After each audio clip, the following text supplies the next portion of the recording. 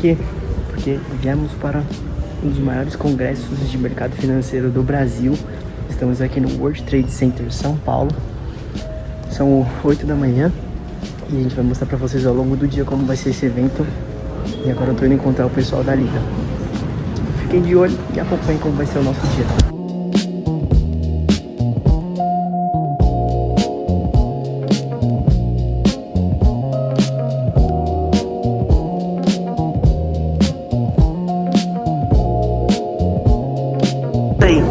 Aí galera, já cheguei aqui no evento, a galera já tava aqui me esperando. E aí, como é que tá? Tão ansiosos?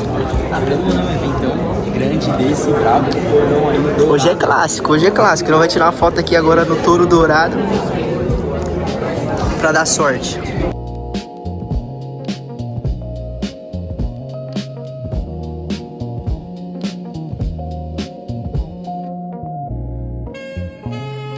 A abertura do evento, pessoal, vai ser com o Tarcísio, pra vocês terem ideia. Quem é o Tarcísio? O atual governador de São Paulo. Então assim, o evento promete, parece bem interessante. A gente estava aqui conversando com alguns amigos da BitGet, uma empresa que já fez algumas palestras conosco, nos convida para alguns eventos. E é isso, muito legal, porque assim, a gente consegue ver nesses eventos aqui pessoas que já conhecemos em outros eventos. Então, ao mesmo tempo, você vai aumentando o seu networking, você vai se conectando com elas, elas vão vendo. E tem um ponto muito interessante em tudo isso. Nós somos praticamente os únicos jovens aqui. A maioria das pessoas que estão aqui são pessoas de mercado, pessoas que já trabalham, pessoas que já têm uma história grande no mercado. Muitos deles se conhecem, mas a gente é jovem e ao mesmo tempo estamos criando nossa história. Então, assim, o legal é isso, a gente está em todos os eventos praticamente, em vários lugares, graças a oportunidades e parcerias de grandes amigos. Agradecer principalmente os nossos amigos da FAP que nos liberaram ingressos para esse evento. Então, assim, criando pontos, criando laços, criando conexões, tudo isso vai fazendo com que nossa carreira se desenvolva, nossa mentalidade, nossos negócios e nossa profissional vá crescendo cada vez mais. Então, é só o começo do evento, tem muita coisa boa para acontecer. Aí vamos testar aqui pra ver se o Juninho é bom, hein? E aí, o que você acha, Kevin? Você acha que o Juninho vai acertar? 60% de chance. Sei não, hein?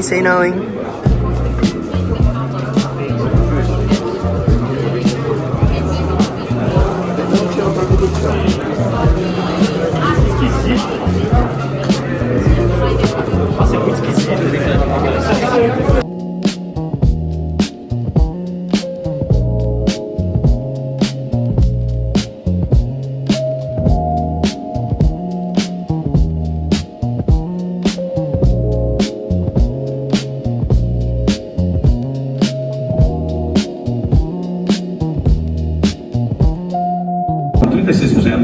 Do PIB na indústria.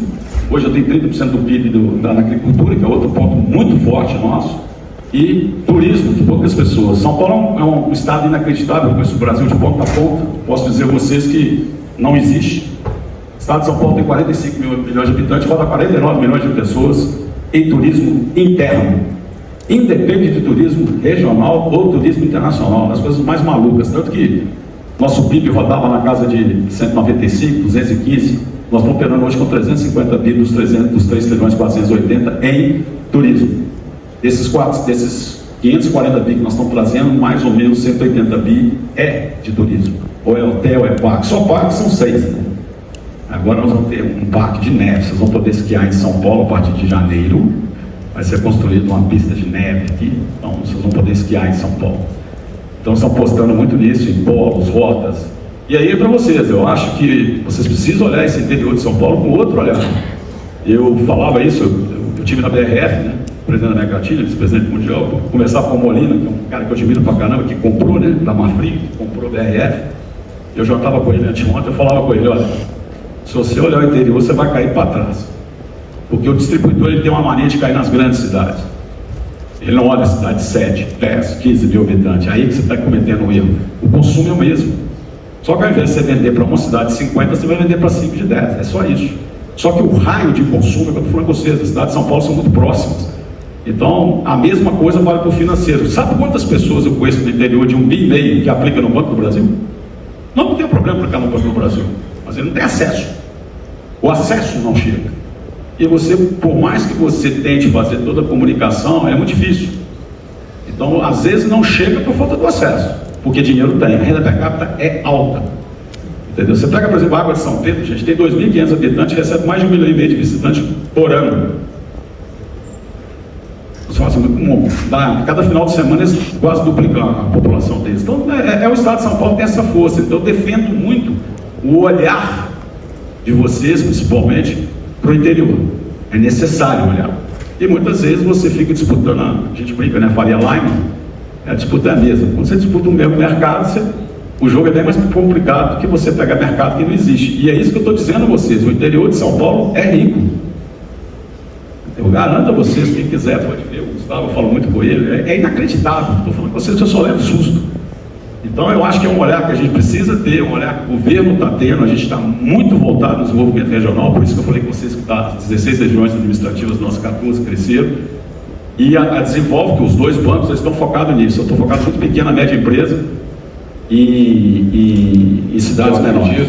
O mercado de capitais cresceu muito nos últimos anos, em tamanho, em complexidade, e ele ganhou capilaridade. Eu estava ali do fundo assistindo a apresentação do Juliano, e aí ele mostra, por exemplo, a relevância que o sul do Brasil hoje tem nessa área de intermediação. Corretores, distribuidores, assessores de investimento, e em alguma medida também no setor de consultoria. A Resolução 78 e a Resolução 79, elas formam o marco regulatório dos assessores de investimento, que foi concebido para quê? Foi concebido para empoderar os assessores de investimento, reconhecendo toda a importância que eles tiveram nesse momento de crescimento do mercado de capitais, nesse momento de ganho de capilaridade do mercado de capitais. O mercado de capitais sempre foi um fenômeno privativo do eixo Rio-São Paulo. Hoje isso não é mais uma realidade. O mercado de capitais está presente no Brasil inteiro, no campo, na cidade. Aí galera, acabamos de terminar aqui a primeira fase do evento. Vamos para um coffee break agora. O pessoal está tudo envolvido aqui. Tivemos uma palestra sobre tokenização, gestão aí de regulações que o mercado quer tentar trazer para o mundo cripto. E aí, o que vocês acharam por enquanto? Cara, evento bem legal, sensacional, pessoas, né, que inspiram e realmente fazem diferença aí no mercado. Muito bom, o secretário ele foi bem gente boa com a gente, conversou tranquilo mesmo. Fui fazer uma pergunta rápida pra ele, essa pergunta virou 10 minutos de conversa, mas assim que a gente gosta. O cara é bem inteligente, tem muito conhecimento pra agregar. Vambora!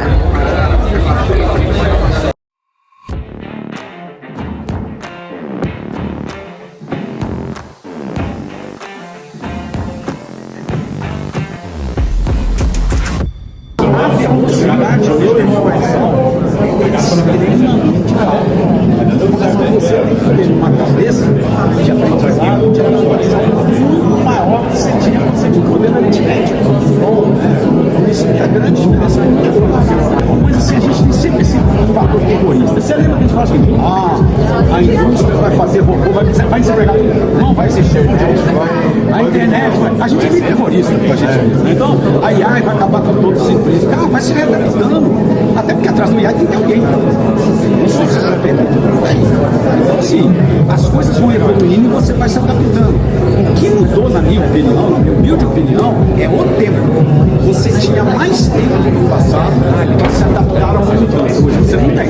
Você fez o carro em 1917 para ter motor retorno em 86. O Preston Power está primeiro, segunda lâmpada, segunda lâmpada, 10 anos. Então antes você tinha um tempo maior do ciclo de mudança. Hoje não, ele é muito rápido. Então se aparece coisas de uma hora para outra, tem tecnologia entrando no instante, o senso de criação fortíssimo.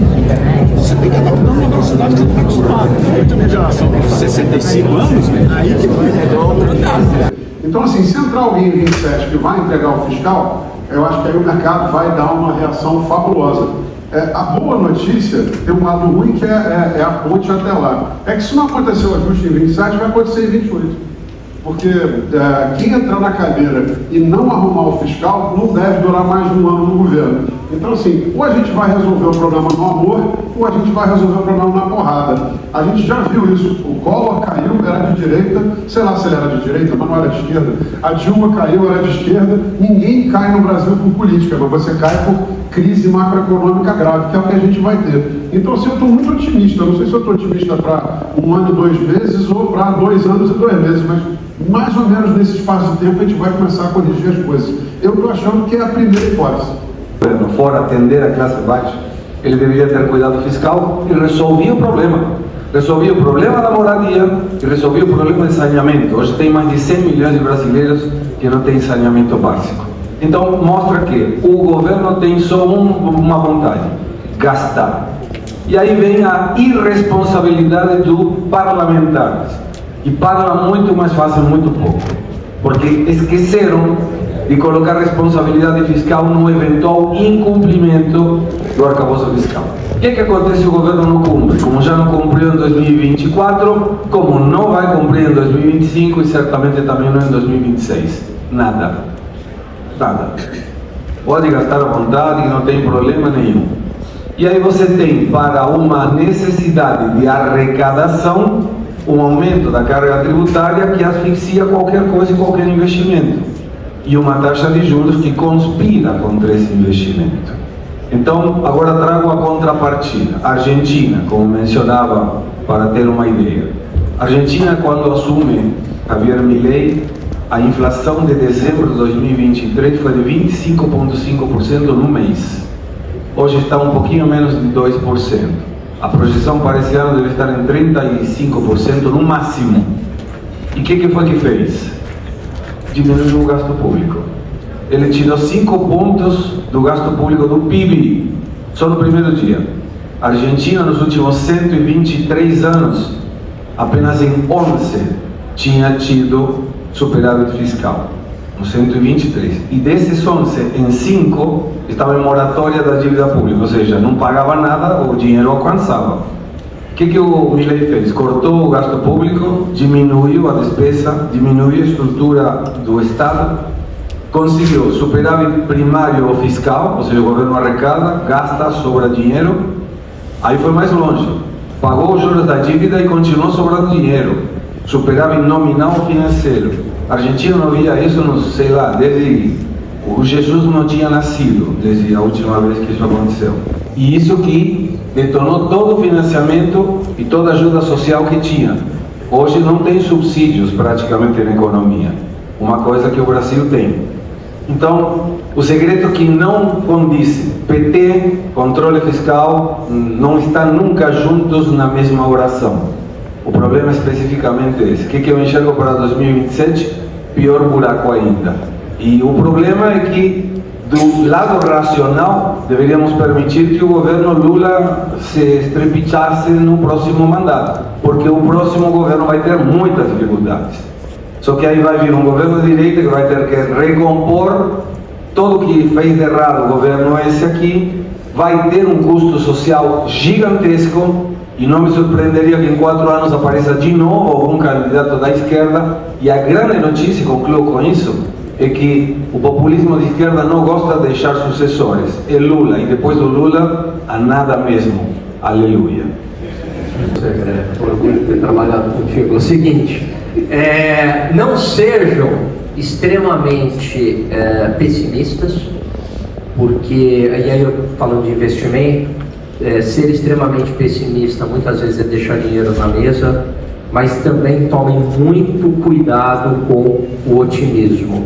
Então eu vejo para vocês serem prudentes, né? Sensatos, pensando em investimentos. E aí, velho boa, diversificação global, e entendam o ponto do ciclo econômico que vocês estão e do ciclo de mercado. O ciclo econômico, o ciclo de mercado, ele está um passo à frente do ciclo econômico.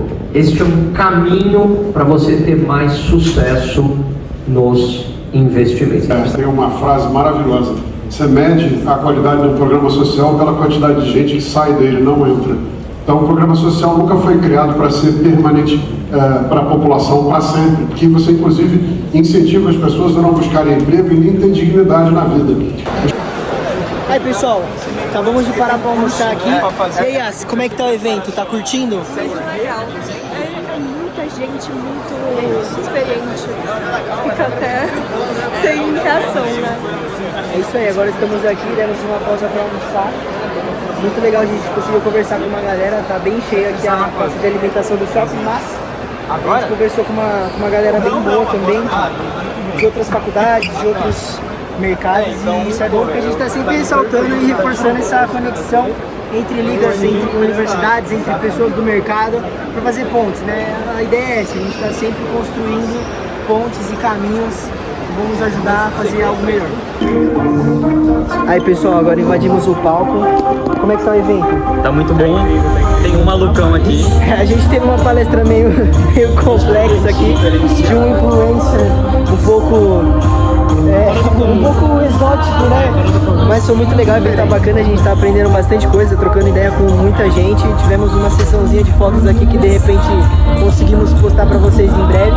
Então é isso, o evento tá muito bom, muita coisa legal. Agora a gente tá finalizando, rumo ao fim do evento, vai ter um happy hourzinho, a gente vai ter mais momentos de network e conversa pra vocês. E esse foi o nosso vídeo. Então, fiquem com Deus, abraço da Liga de Consultoria. E é isso aí, a gente se vê no próximo vídeo e tem muita coisa top pra mostrar pra vocês. Então se inscreve no canal, dá o seu like, curte, compartilha pra mais vídeos como esse. Tamo junto e sim, vai ICM. Vambora!